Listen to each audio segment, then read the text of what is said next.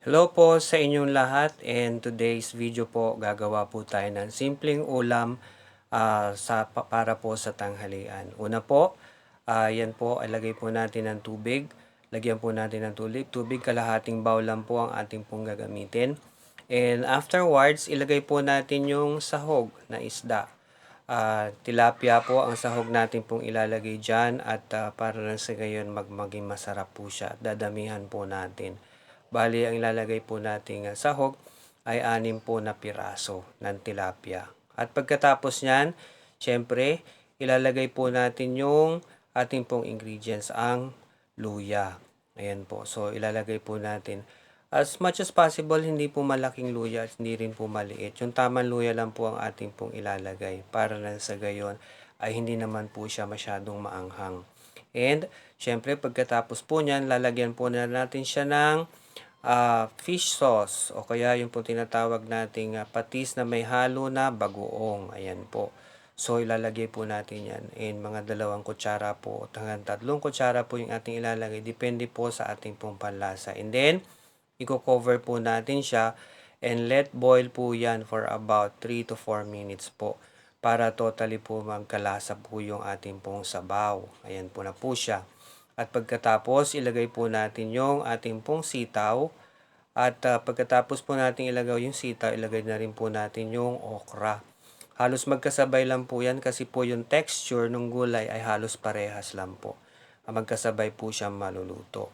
Ganyan po. Yan po, ganyan po kasimple yung ulam na atin pong gagawin. Hindi po siya masyadong magastos at simple pero masustansya po siya. Yung gulay po actually galing lang po yan sa garden, sa gilid lang po ng bahay. Ayan po. So, pagkatapos, evenly spread out lang po natin yung ating pong mga gulay.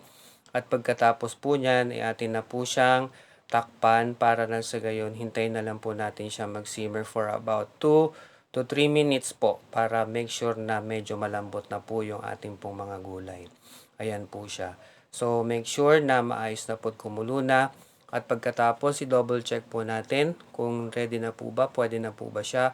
At pagkatapos, kung hindi pa, ituloy po natin yung ating pong pagsisimmer po ng ating pong gulay. Ayan po. So, hindi po ganun karami ang sabaw ng gulay na yan kasi nga po gulay siya. Mas maganda po kasi at mas masarap ang lasa kapag ang gulay po. Konti lang po yung kanyang sabaw. Kasi po, mas maganda po kasi na madrain po yan kasi po mas masarap, mas malinamnam po yung ating pong gulay. Ayan po. So, pagkatapos po nun, ilagay po natin yung dahon ng o talbos ng kamote. Ayan po. Sa garden po nakuha din yan. Yung dahon ng kamoting yan. So, make sure na may ibababad po natin sa ibabaw yan. Actually, mas maganda po yan kung medyo half-cook pa po siya para mas masustansya yung pong ating pong gulay.